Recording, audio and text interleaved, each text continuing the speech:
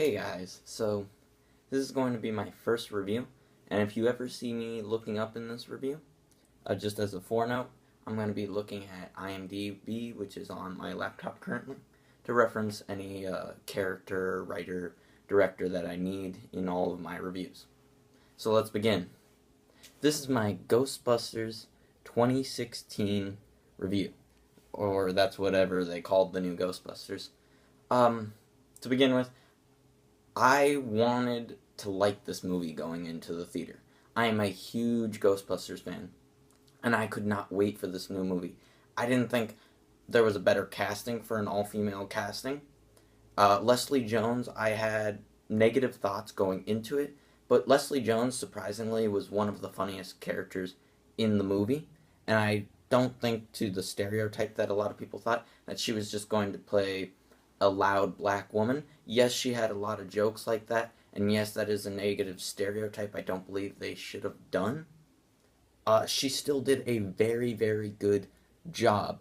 Melissa McCarthy, she did an absolute job, and the other supporting cast did really, really good job. Chris Hemsworth, surprisingly, outshined a lot of them, and he had a lot of funny jokes in it, playing the dumb, funny blonde.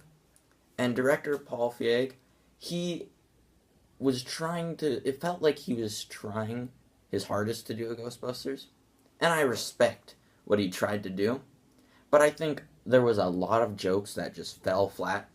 I was in a smaller audience seeing this on a Tuesday, so maybe that's why there wasn't as many people laughing, but definitely I laugh at almost any joke that's kind of funny. I didn't even do like one of those air laughs that you do, just like I didn't even do a whole lot of those. I was either laughing or wasn't, and a lot of the movie I wasn't laughing. The original Ghostbusters is a classic, as we all know, but this new Ghostbusters, I don't think it'll be remembered years from now. Maybe because they said they were going to do a sequel and they hinted at a sequel at the post-credit scene. Maybe the next Ghostbusters can be a better movie. But just as a quick overview, so when I get into the spoiler section, you can understand what I'm talking about if you choose to watch that. This movie is about four scientists that want to capture ghosts. It's a lot like the original, but this time they're more broke and they're smoking less cigars and they're women. So it has a different dynamic, and instead of the ghosts coming up naturally, the ghosts kind of feel forced in this movie because there's a guy popping out ghosts and they have to catch him, and they're trying to catch all the ghosts, and they're just excited scientists that finally got their first paranormal activity kind of stuff, and they're excited and they're nerding out and whatnot, and then they decide to make kind of firefighters for ghosts, much like the original movie.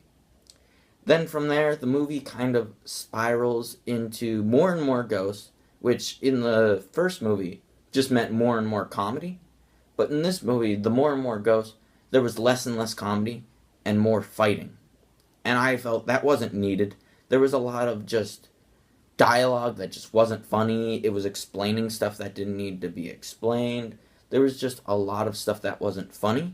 I felt surprisingly, there were people like Zach Woods, which you may know him from Silicon Valley. He appeared in the beginning of the movie. Very funny.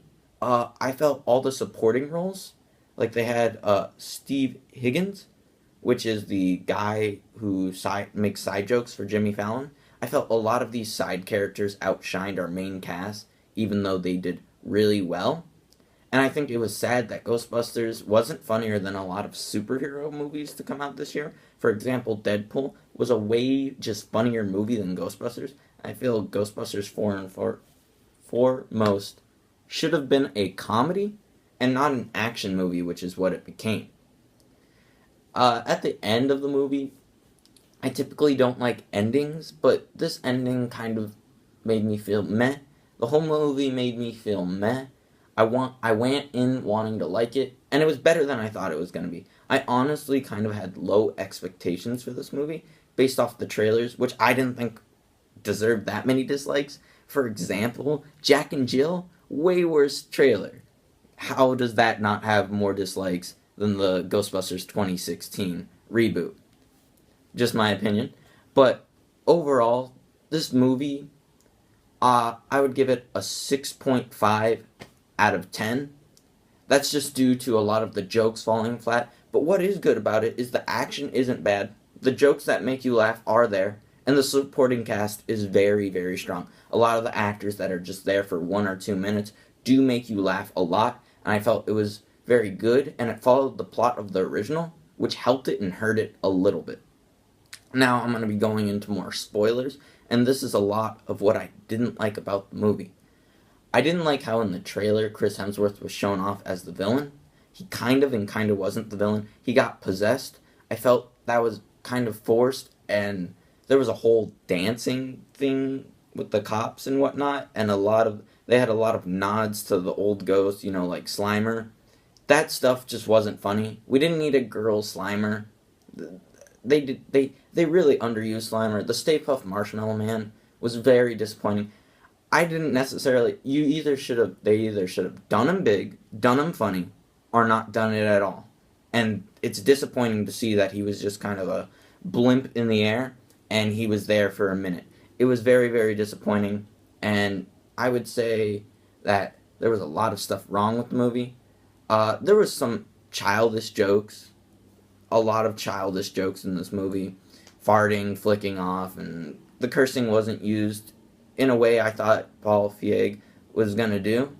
I thought he would have done it better. If you seriously want to watch a movie with all these great women actors, go watch Bridesmaid. I feel like he was trying to do a Bridesmaid 2 with Ghostbusters, and that's what a lot of people are saying, and that's what it feels like.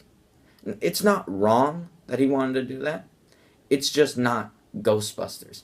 Through and through, this movie does not feel like Ghostbusters. Similar to Ghostbusters 2, did not feel like Ghostbusters.